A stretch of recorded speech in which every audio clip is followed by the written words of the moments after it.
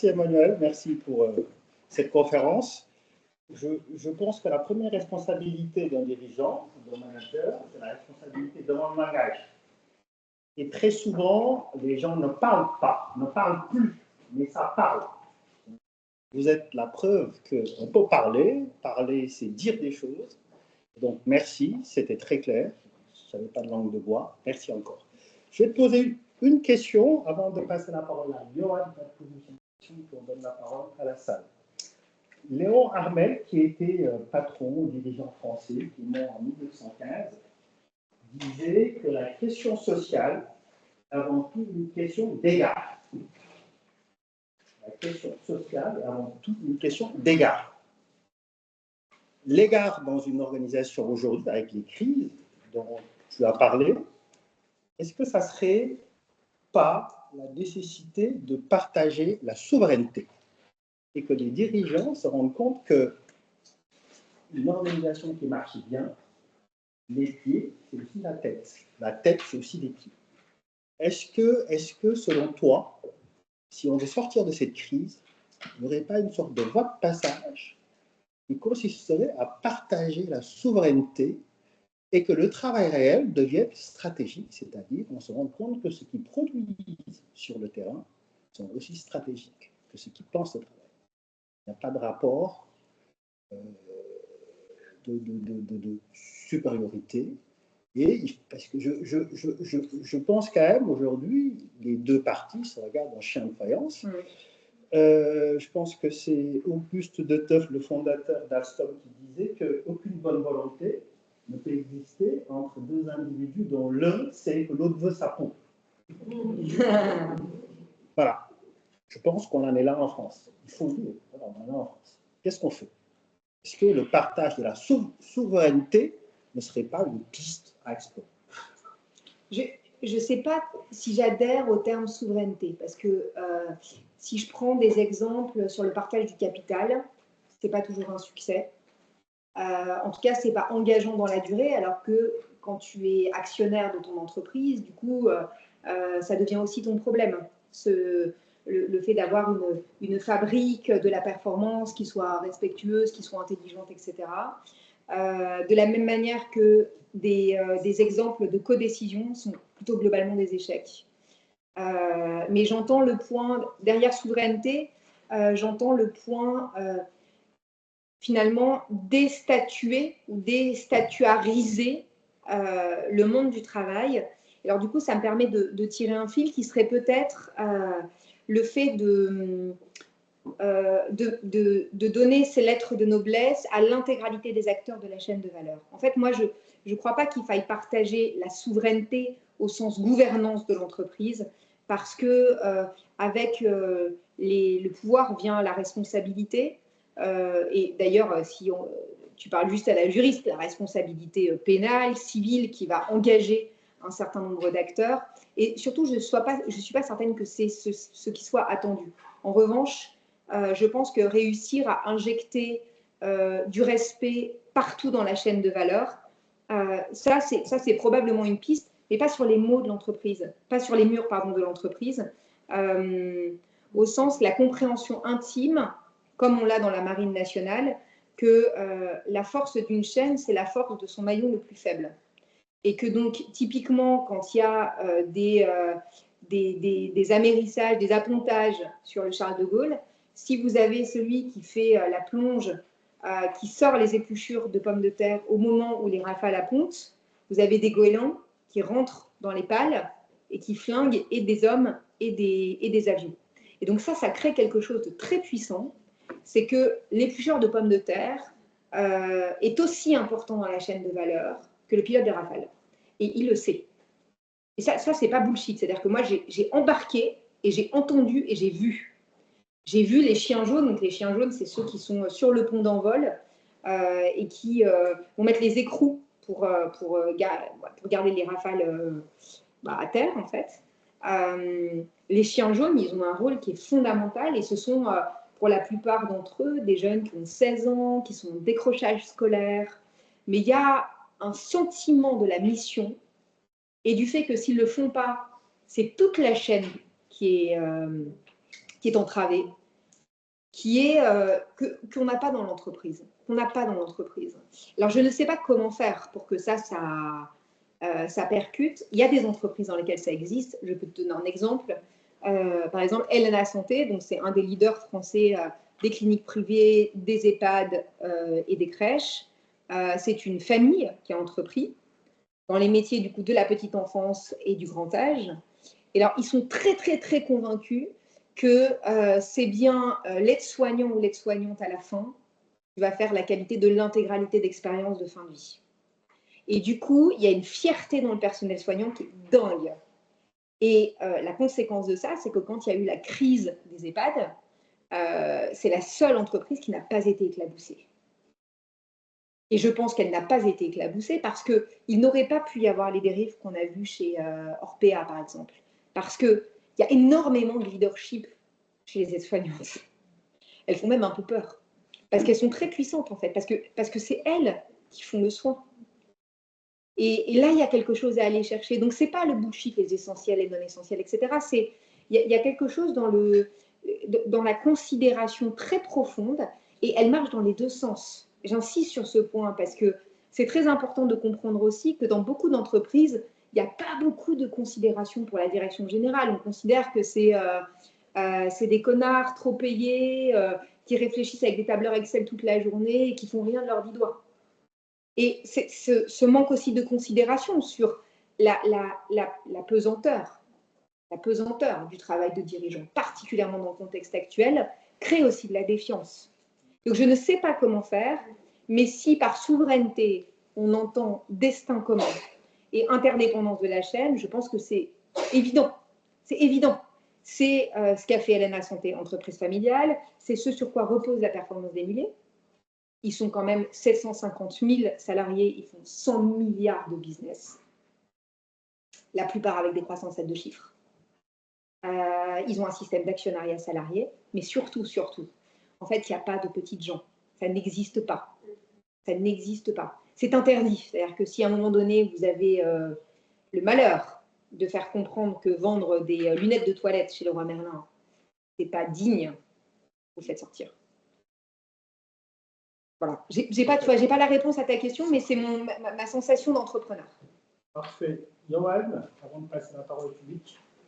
Alors moi, j'avais la même question formulée différemment sur la mais il y a deux aspects, on n'aura pas le temps de tout aborder, donc je lance ça au choix parce que je pense qu'on a là l'occasion, et en plus avec l'actualité, d'interroger un versant un peu plus juriste, un versant un peu plus militaire, ça fait partie de vos expériences. Donc, le versant juriste, c'est comment vous intégrez en ce moment, on n'est pas en lien direct avec le travail réel, mais on attend le jugement là, de l'affaire Lafarge en Syrie pour le mois prochain, où il va y avoir cette question de la responsabilité de la direction générale dans le déploiement d'opérations et donc le contact avec des organisations, en l'occurrence terroristes, mais ça va créer un précédent juridique sur d'autres problématiques dans des zones de guerre, zones de conflit, des zones de guerre civile, etc. Donc, comment est-ce que dans une multinationale avec un fleuron français du CAC 40, qui a même eu des prix pour la RSE et qui se retrouve condamné pour financement du terrorisme, c'est quand même pas rien et ça impacte tous les gens qui travaillent pour Lafarge, qui n'ont rien à voir avec l'usine de la cimenterie de Jalalabia et qui se retrouvent liés à ça. Donc, comment on gère ces couplages, découplages entre des situations géopolitiques, des déploiements internationaux et puis le travail réel des gens qui sont dans les usines quoi, de Lafarge. Vous avez dû voir une question. Et une autre question, mais les deux questions sont trop larges, donc je vous laisse choisir. Vous avez pas mal parlé du Covid, qui est aussi un coup d'arrêt de l'économique et une reprise un peu de pouvoir du politique, avec toutes les maladresses et les erreurs dont on peut parler pendant longtemps. On a aussi un retour avec certains populismes, le Trumpisme et l'arrivée de l'idée d'une économie de guerre, des économies dans lesquelles la place accordée aux entreprises et à leurs dirigeants va être un peu recomposée au regard d'économies, pas forcément, je ne parle pas que de la France, mais d'autres pays dans lesquels on peut plus faire exactement ce qu'on veut. On a vu le revirement aux États-Unis, de politique diversité et inclusion supprimée du jour au lendemain parce que l'administration Trump a décidé que c'était du wokisme et que c'était mal. Alors voilà, on voit le politique revenir envahir la sphère de la direction générale et de son travail. Donc, comment est-ce que vous voyez éventuellement cette évolution? Alors j'ai bien conscience que le juridique d'un côté, le militaire de l'autre, ça fait beaucoup de choses. Et comme vous avez un pied dans ces sphères-là, je trouvais intéressant peut-être de redévelopper un peu vos éléments de réflexion sur ces deux sujets. Sur le deuxième élément, donc Ibrahima vous l'a dit, on a la chance d'intervenir ensemble pour le Centre des hautes études militaires. Donc il y a une espèce de Harvard des armées qui forme les futurs chefs d'état-major des armées françaises et de quelques armées européennes. Et en fait, le cycle a été tellement riche qu'un livre va paraître aux éditions de l'Aube qui va s'appeler Le commandement ne dort jamais, qui est un ouvrage collectif avec beaucoup de militaires qui prennent la parole de manière anonyme et déguisée. On a créé en fait un espèce de personnage composite qu'on fait parler, qui est à la moitié un militaire, la moitié un civil. Et il y a pas mal de réponses à vos questions dans cet ouvrage à apparaître. Je fais un peu de teasing. Et notamment sur la troisième partie, il y a une première partie où c'est comment est-ce qu'on fabrique des dirigeants exceptionnels, extraordinaires. Pas au sens supérieur les uns aux autres, mais qui ont des aptitudes hors du commun. Première partie. Deuxième partie, c'est comment est-ce qu'on transforme dans un contexte de chaos, d'incertitude et d'instabilité. Et la troisième partie, c'est quand le dirigeant regarde la transformation de son organisation et regarde la France, l'Europe et le monde, qu'est-ce qu'il se dit de la transformation nécessaire? Alors sur cette troisième partie, il y a évidemment beaucoup de dénonciations de l'ingérence étatique dans le monde économique. Et globalement, ce que je peux vous partager, c'est que sur la dizaine de dirigeants qui sont, c'est pas des limpins de 6 semaines, hein, c'est des très gros dirigeants, et ce sont des gens bien. Ils ont tous, à un moment donné dans leur témoignage, parlé d'une économie administrée aujourd'hui en France. Ça, pour moi, c'est un énorme problème parce que ça entrave dans un contexte où déjà les entreprises sont particulièrement entravées et que de la même manière que je pense qu'il faut un leadership exceptionnel dans le monde économique pour saisir les contours de ce qui se passe, je ne crois pas que le leadership politique que l'on est à l'heure actuelle soit exceptionnel, déjà dans sa sphère de compétences, qui est l'État. Donc, appliqué au monde du business, c'est une catastrophe absolue. C'est une catastrophe d'incompréhension, de contresens, de temps perdu. Donc, voilà ce que je peux vous partager, parce que je ne suis personne pour porter un jugement sur la place de l'État français dans l'économie française. Mais en tout cas, quand vous interrogez une quinzaine de très grands dirigeants français qui sont des gens engagés, pour lesquels le facteur humain est un sujet fondamental et qui s'inscrivent dans une dynamique de long terme en termes de fabrique de la performance, la situation actuelle politique appliquée à l'économie est une catastrophe. Sur le sujet de Lafarge, je crois que ce n'est pas terminé en fait, hein, le dossier, donc on ne sait pas exactement quel va être le verdict concernant Lafarge. Je peux vous partager, je fais un pas de côté pour ne pas aller sur ce dossier-là, sur lequel, un, je ne connais pas suffisamment bien, deux, je risquerais de vous dire des choses que je n'ai pas le droit de vous dire. Du coup, le pas de côté que je voulais vous partager, c'est que autant, pour moi, c'est un peu la séparation des pouvoirs, c'est qu'il ne faut pas tout mélanger, il faut des passerelles. Il y a peu de passerelles, hein. Ce qui était fou, c'est que les dirigeants qui sont intervenus devant les futurs chefs d'état-major ne connaissent absolument pas le monde militaire. Et ils sont pouloutés, on dit en termes militaires, c'est-à-dire ils sont infiltrés de toutes parts par de l'ingérence politique. Mais ils ne connaissent pas le militaire, alors qu'il y a des synergies extraordinaires à faire entre le leadership militaire et le leadership civil, le leadership corporate. Donc autant, je pense qu'il faut que chacun soit dans sa zone de confort, dans son couloir de nage, avec des liens qui sont renforcés, parce qu'aujourd'hui, la fabrique à leadership française exige d'avoir des liens et des synergies intelligentes.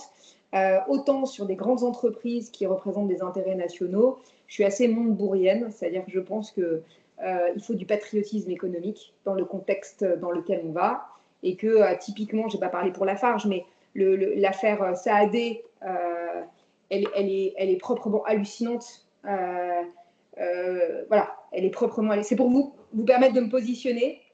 C'est juste pas possible. C'est-à-dire qu'on rentre dans un, on appelle ça la guerre douce, avec des logiques d'empire. On ne peut pas avoir aujourd'hui des dirigeants français qui déserte. Ça n'est pas possible. Voilà. À vous la parole. Pour intervenir. Christian Touillot, je suis sociologue. Je travaille notamment sur la partie de l'engagement, c'est-à-dire aussi bien. Christian Touillot, je suis sociologue. J'ai beaucoup travaillé sur la nouvelle condition sociale moderne qu'aborde Danilo Martuccelli. Je ne sais pas si ça vous dit quelque chose. Sur les nouvelles façons qu'ont être appliquée la sociologie, puisqu'on est passé de sociologie de la modernité à l'individuel. Et il y a un très grand philosophe coréen qui travaille notamment en Allemagne, qui s'appelle Byung-Chul Han, qui décrit les pathologies du burn-out à travers, justement, je vais faire très simple, on est passé de la société du devoir, Foucault, à la société du pouvoir. C'est-à-dire qu'on a induit dans le travailleur le fait qu'il était lui-même responsable de son propre échec. C'est-à-dire qu'on a induit à travers tout ça quelque chose avec une novlangue que vous décrivez, puisque Jacques Lacan lui dit la maladie c'est le maladie, justement, avec une novlangue qui induit justement des fonctions disruptives que Bernard Stiegler a expliqué dans l'économie, puisque l'économie est une économie forcément disruptive avec les nouvelles technologies. Et on a tout un pan de la sociologie qui explique en partie ce désengagement, puisqu'on est passé, lui, ce qu'appelle Danilo Martuccelli, il appelle ça l'affectivité implicative. C'est-à-dire que chaque individu, maintenant, se sent impliqué au travers du monde politique dans lequel il vit. On ne fait plus corps commun à la Tocqueville, mais on décrit simplement sa singularité à travers un groupe. Donc chacun affirme une singularité qui est notamment nourrie non plus par les présupposés de la sociologie post-moderne, dans un premier temps, sur la nation, sur les valeurs de l'école et autres, mais sur ce qui construit l'individu, c'est-à-dire aussi bien ce que décrit Bernard Lahire, la dissonance culturelle, que le modèle, si vous voulez, technologique a transformé dans la façon simplement de consommer la culture, qui passait sur une sociologie bourdieusienne avec les habitus, avec le corps social d'où on venait, à quelque chose qui s'est complètement transformé, qui transforme la société au niveau sociologique en profondeur. C'est pour ça qu'il y a des éléments, si vous voulez, avec des chercheurs que vous pourrez contacter, qui s'appellent Baptiste Rapin, qui travaille beaucoup sur cette question du management, de la téléologie du management, qui avancent dans ces domaines-là, mais il y a une partie qui peut s'expliquer notamment sur ce que vous décrivez le plus, sur l'engagement, parce qu'il ne peut plus y avoir d'engagement, puisque ce n'est plus possible sociologiquement. Il y a une recherche individuelle de valeurs permanentes à travers le groupe. Donc, ce que vous décrivez en partie est tout à fait juste, et je salue vraiment le travail que vous proposez, même au niveau de l'Institut du travail réel, parce que ce sont les vraies conditions, mais sociologiquement, justement, il y a un travail qui est mené, même par Guirabois, sur ce qu'il appelle maintenant la sociologie, la socio-analyse. C'est-à-dire, on va essayer de comprendre ce que l'être, à travers la psychologie, même à travers même la psychanalyse, ne peut décrire lui-même. Donc, on va chercher les vraies raisons de ces blocages en permanence, qui sont notamment fondés pas uniquement sur le travail, mais sur la transformation qui ont été apportées par, je dirais, par secteur, sur comment on travaille, comment on transforme la société dans la sociologie contemporaine. Ça, c'est un facteur qui est souvent, que vous avez abordé, mais qui est souvent peu décrit parce que, justement, on arrive aux implications que vous décrivez si justement, personne n'est capable de dire pourquoi ou d'affirmer les choses. Et justement, la nouvelle sociologie, il y en a d'autres, hein, Dubé, Bernard Lahire, il y a Danilo Martuccelli, et Arthur Rosa qui décrit tout ce qui est l'accélération. Et on a tous ces facteurs qui ne sont pas pris en compte et qui, au niveau du travail, ont des impacts énormes, d'où le désengagement des jeunes, d'où la volonté de chercher plutôt du sens plutôt que du devoir. On est passé de la société du devoir à la société du pouvoir. Le management a induit ça, et ce sont des conséquences dramatiques, puisque l'acteur est lui-même, si vous voulez, coupable de ce qu'il ne peut pas, de toute façon, montrer ou prouver. Donc c'est quand même une pathologie lourde que décrit notamment avec Byung-Chul Han sur cette façon de diriger, de manager, avec un discours de la bienveillance, du positif à tout prix, qui ne fait que détruire plutôt que construire. Il faudrait une vraie, si vous voulez, un vrai antagoniste qui serve à construire la parole, mais non l'inverse. Enfin, il y a tout un pan, en tout cas, qui vient. Merci beaucoup, en tout cas, pour ce travail.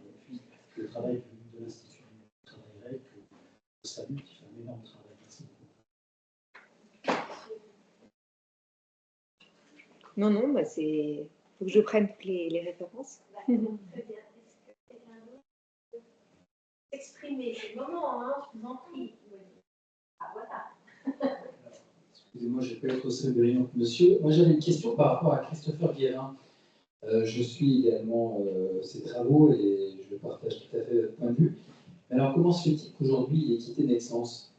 Que s'est-il donc passé pour qu'un homme aussi voilà, remarquable, hein, et je vous rejoins parfaitement, ne soit plus à la tête de cette société? J'ai eu l'occasion de croiser récemment l'une de ses collaboratrices qui a très probablement été dans les 35 qui ont travaillé avec lui et qui est absolument catastrophée d'avoir perdu en fait une personne aussi importante chez Nexence. Merci beaucoup.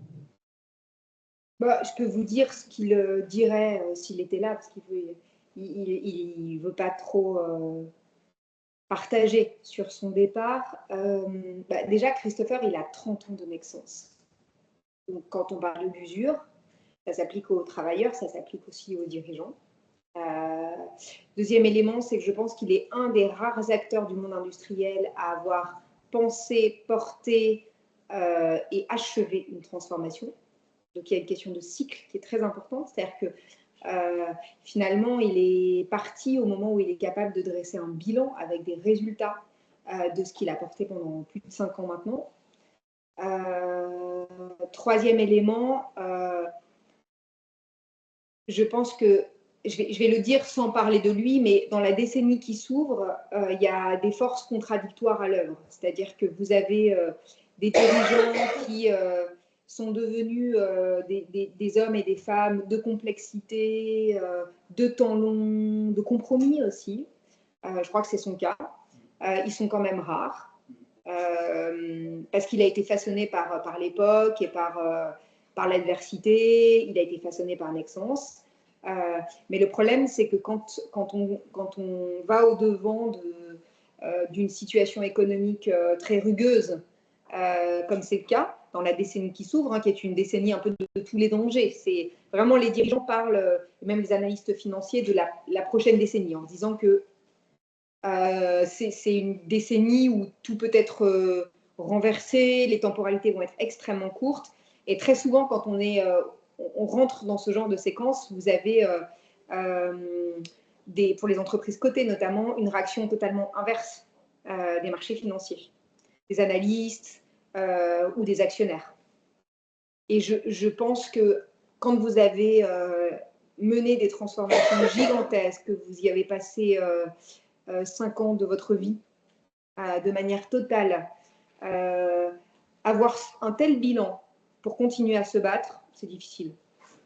Et au-delà de ça, hein, je crois que son départ choisi est une illustration du fait que plus l'art est difficile, plus probablement la temporalité ad vitam aeternam n'est plus possible.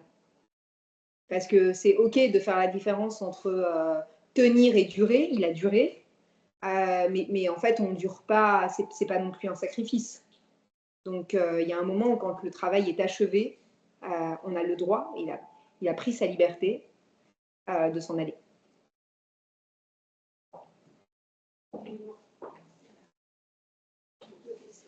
Oui, Emmanuel, moi je voulais votre avis sur l'intergénérationnel dans l'entreprise. Parce que vous avez parlé de la Gen Z, mais il y a aussi ce qu'on appelle un peu les nerfs, enfin, un peu ce qui circule sur les réseaux, ni en emploi, ni en retraite, donc les 55-60. Donc je crois que les chiffres, mais je ne suis pas sûre, grosse maille, hein, je crois que les 55-60, il y a 20% qui ne travaillent pas, qui sont au chômage, et les 60-65, 40%.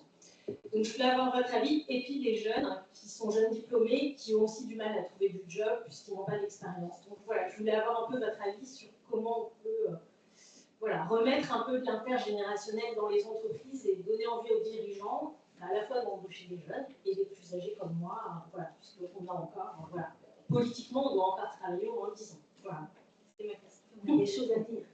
Voilà. Avec les sujets d'IA, quand même, ce qui est en train de poindre, c'est que ça va être quand même compliqué pour la jeune génération, particulièrement la jeune génération cadre, dans les sciences sociales, etc. Parce que C'est ce temps de formation, du temps improductif. Est-ce que les entreprises vont encore le prendre et capitaliser?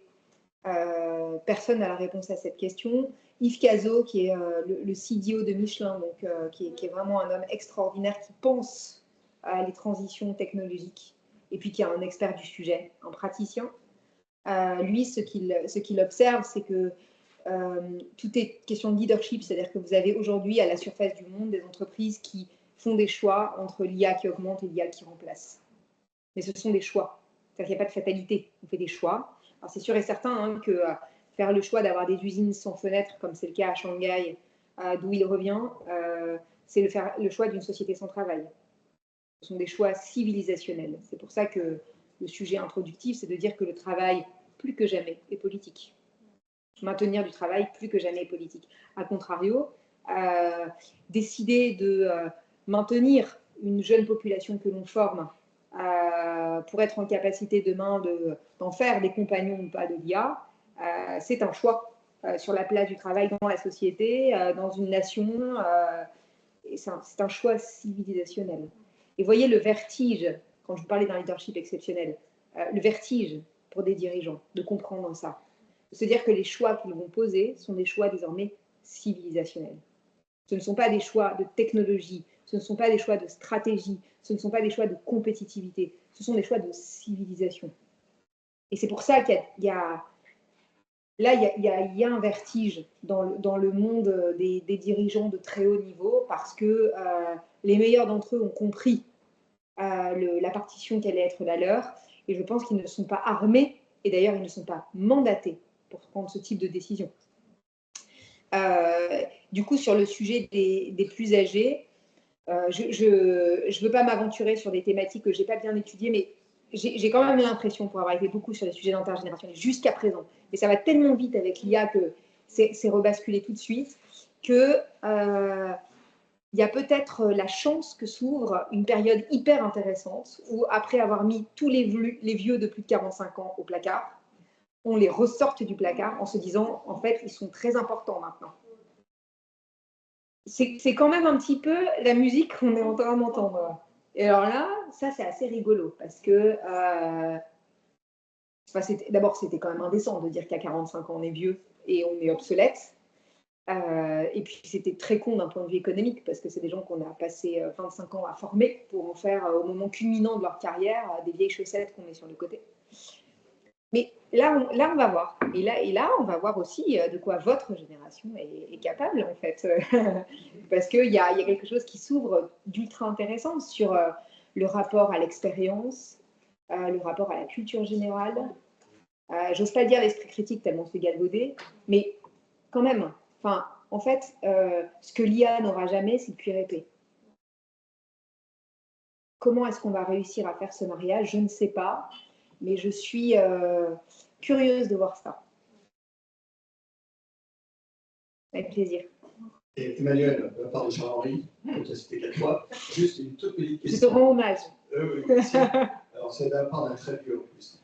Tu as évidemment parlé de la France, de la vision, etc. Est-ce qu'il y a quand même des pays en Europe ou ailleurs dans le monde où les messages que tu nous as fait passer sont un peu plus positifs? C'est le sentiment. Il y a de l'espoir d'ailleurs. On pourrait apprendre d'eux. Ou alors, est-ce que c'est une tendance européenne?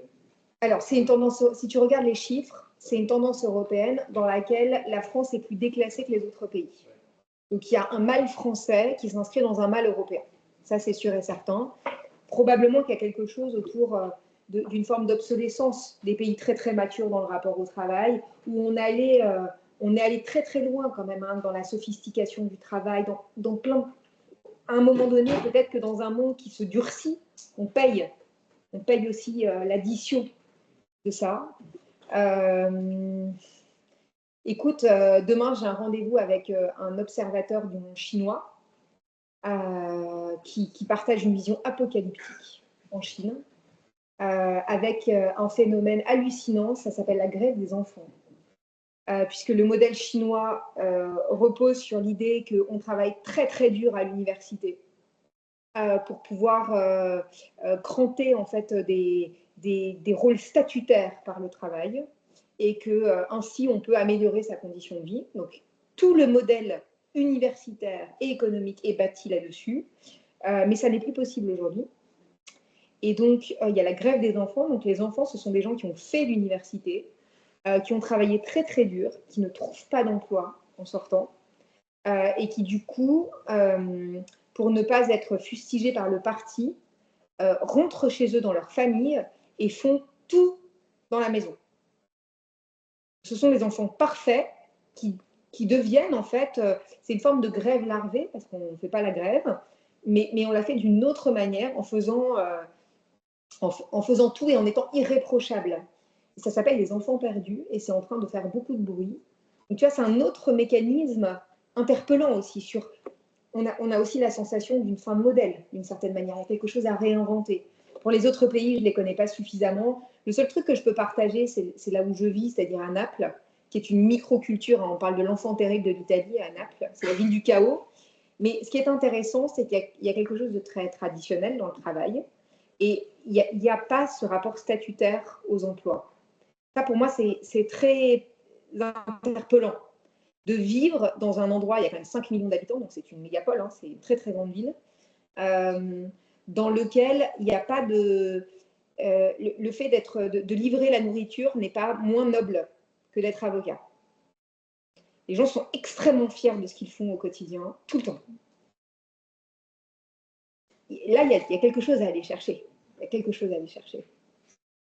Oui, Alex, ça va être un petit clin d'œil à la question que je vais vous poser par rapport à une sollicitance de ce matin. J'aurais aimé savoir pour vous quel est ce à quoi doivent renoncer ces managers pour devenir justement des managers exceptionnels. C'est-à-dire, voilà, moi j'appelle ça des managers intervenants, mais il y a une métamorphose en tous les cas. J'aime beaucoup effectivement cette exigence que vous portez. Et donc j'aimerais bien savoir pour vous à quoi véritablement ils doivent renoncer pour faire effectivement cette métamorphose. Pour les dirigeants, vous parlez? Pour les dirigeants. Déjà, c'est intéressant que vous employiez le terme renoncement parce que c'est un mot nouveau dans l'exercice du pouvoir. Il y a encore 3-4 ans, jamais on parlait de renoncement. Je ne sais pas si vous vous souvenez des débats au MEDEF sur la croissance verte. C'était fantastique parce que globalement, qu'est-ce qu'ils nous racontaient? Ils nous disaient, si vous êtes écolo, vous ferez encore plus de croissance qu'avant sans rien changer. C'est évidemment pas du tout ce qui s'est passé. Bon, c'était un peu évident.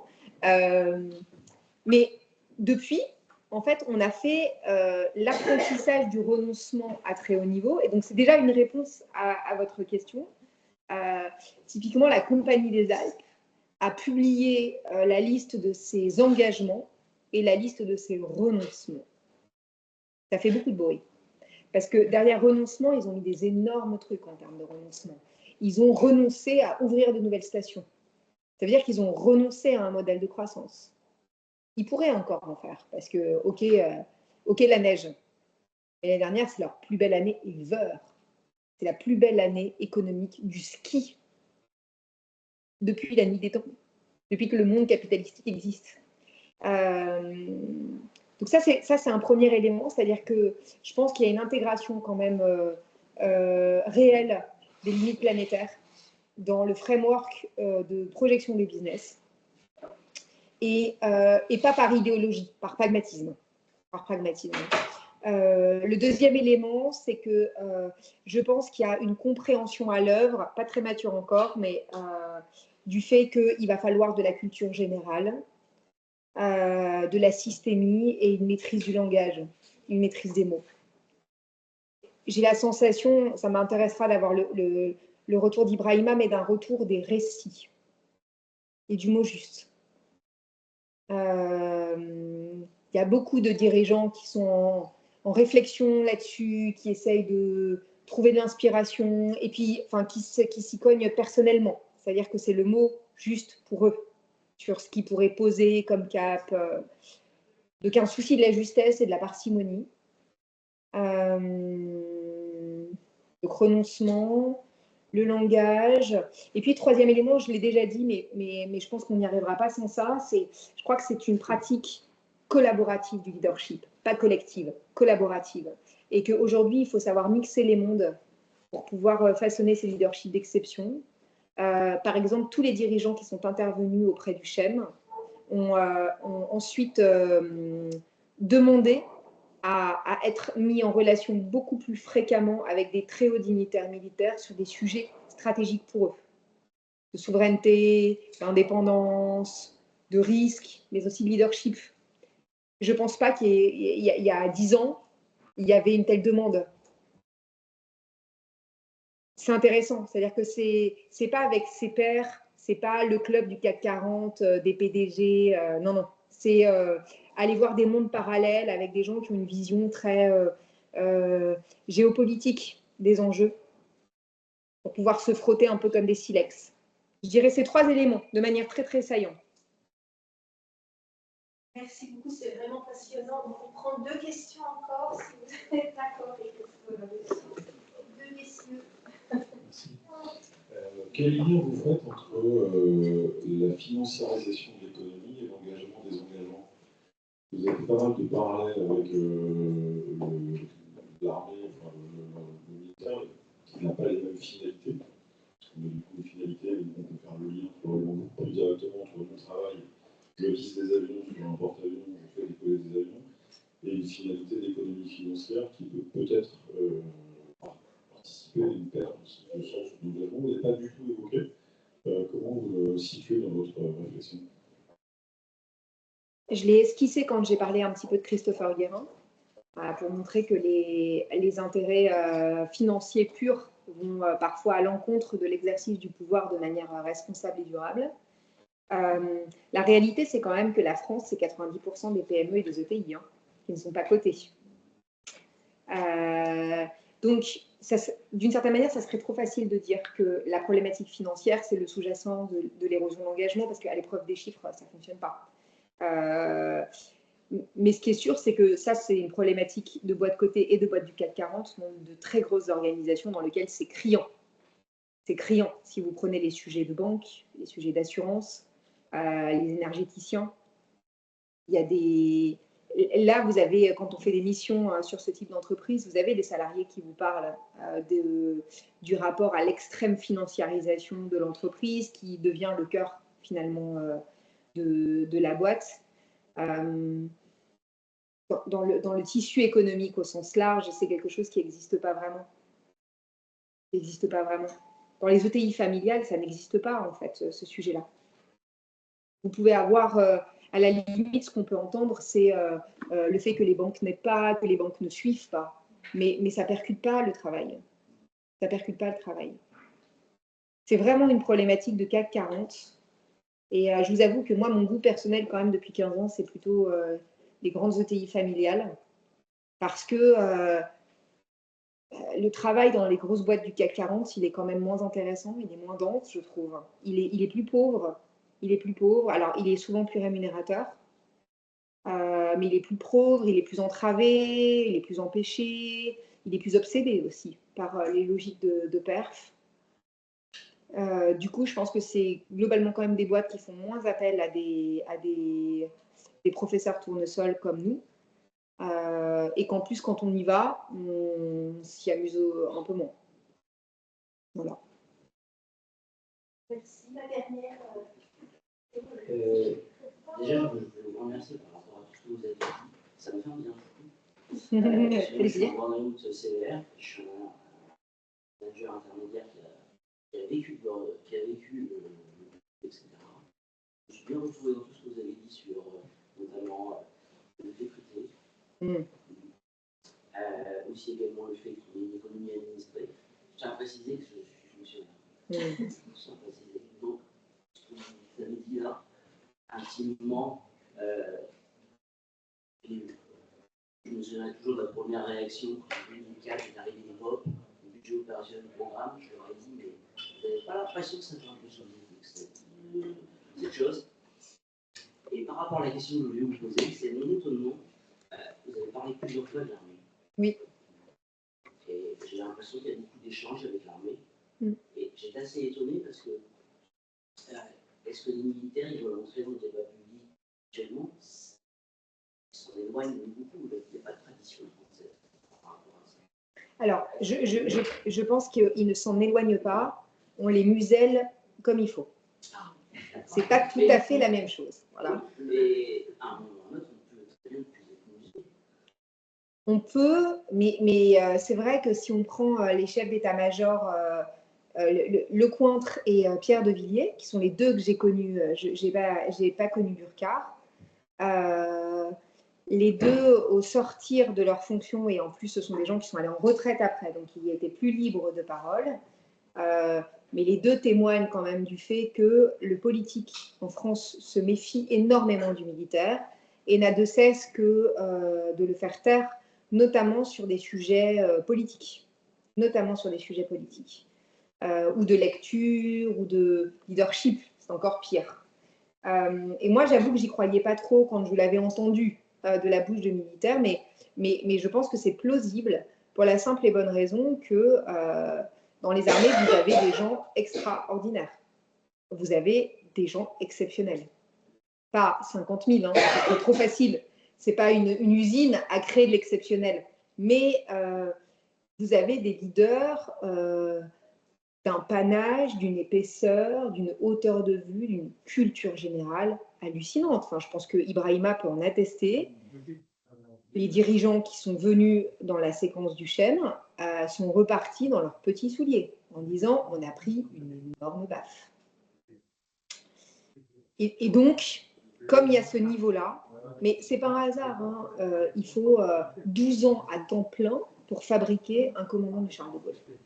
Ça veut dire que pendant 12 ans, à temps plein, on va former quelqu'un. Vous avez le temps de faire des choses pendant 12 ans. Hein. Est-ce que justement l'armée, c'est pas une des dernières choses sur lesquelles, au final, ça s'est suffisamment réformé? Et que l'armée, elle... Le problème, c'est que l'armée, elle est victime, comme le monde économique, de l'ingérence étatique. Beaucoup. Et donc, la France, en tout cas, elle subit un retard sur ces sujets, alors que la situation militaire se durcit. Elle a des retards qui sont des retards structurels sur un certain nombre de sujets. Et le deuxième élément, c'est que si c'était des militaires en face de vous, ils vous diraient qu'il faut aussi se méfier de la martingale, parce qu'en fait, à vouloir, en voyant à quel point il y a de la puissance et il y a de la vision, et puis il y a aussi un système des merdes dans les armées. Donc on peut faire porter beaucoup de sacs à dos sur le dos des militaires. Ça, c'est un énorme risque. Parce que ce faisant, on les détourne de leur cœur de métier, sur lequel ils ont pris du retard. Donc là, ils doivent remonter en puissance opérationnellement. En tout cas, ce qui est sûr, pour vous donner du baume au cœur, c'est que c'est un endroit où je pense qu'il y a des sources d'inspiration, d'énergie, de leadership exceptionnelles. Voilà. Pour moi, à titre personnel, c'est un endroit ressource pour moi. Et sur les bateaux, vous voyez en preuve tout ce que je vous ai partagé. C'est comme ça que ça fonctionne, sinon ça ne peut pas fonctionner. Dernière question, est-ce que les frustrations qui vont se Je vous remercie, Emmanuel, pour cette conférence enrichissante. Donc, pour moi, c'est la première fois que je serai là, donc c'est tout nouveau pour moi. Et je vous remercie aussi M. Bernard pour cette chance. Donc, ma question, c'est qu'est-ce que vous attendez de nous, la génération Y and Z, comme comportement face à cette problématique? Et parce que demain, je suis en stage, je suis en alternance, peut-être le prochain CDI, donc comment aussi choisir son manager exceptionnel, et même pour peut-être, je peux créer ma propre boîte, et comment devenir un manager exceptionnel? Et c'est ça, merci. C'est une bonne question. Je ne sais pas répondre avec des conseils, mais je peux te dire que si je rentrais sur le marché de l'emploi aujourd'hui, je jouerais la guerre de l'engagement. Et je jouerais pour le système, mais d'abord et avant tout pour moi-même. C'est-à-dire que je pense qu'il ne faut pas céder à la morosité et à la logique dogmatique et victimaire dans laquelle se noie et s'abîme le travail. Et je pense que l'engagement est contagieux. C'est-à-dire que quand on a pour soi une éthique en se disant que chaque jour on va apprendre quelque chose, chaque jour on va faire du lien, chaque jour on va devenir qui on a envie de devenir, et que ça dépend d'abord et avant tout de nous avant de dépendre des autres, comme par enchantement, s'agrègent autour de toi des gens qui partagent cette philosophie. Parce que sur ces sujets aujourd'hui qui se ressemblent, ça semble beaucoup. En tout cas, et on le voit dans les entreprises, c'est-à-dire qu'il y a des équipes entières dans lesquelles ça vibre et ça pulse. Et il y a des équipes qui sont à la dérive totale. Ce n'est pas toujours à cause du manager. C'est aussi parce que s'inscrire dans une certaine posture vis-à-vis du travail, à un moment donné, c'est contagieux. Voilà, les gens qui partagent les mêmes éléments de langage, le même rapport, vont venir, et puis là, ça devient la déprime totale à la cantine, parce que tout le monde est un connard, et tout est nul, et on est tous pas assez payés, on est tous des victimes, et bon. Donc moi, je pense que par stricte hygiène personnelle, évidemment qu'il y a des trucs qui vont pas dans l'entreprise, hein, c'est pas du tout mon point, mais je réponds au jeune homme futur professionnel que tu es, c'est que pour toi-même, en fait, indépendamment de ce que tu entends, le matin, tu vas au taf et tu t'allumes comme une ampoule. Mais c'est une éthique de vie, en fait. Parce que ça change tout. Ça change toute l'existence. Et je t'assure que dans une entreprise de 10 000 personnes, les gens qui sont allumés, on les voit tout de suite. Non, mais c'est vrai. C'est vrai. En tant que dirigeant, on les voit tout de suite. L'année dernière, j'avais 70 salariés. Je les voyais clignoter ou pas le matin. Tout de suite, tu vois. Et il y a des gens qui sont tout le temps allumés.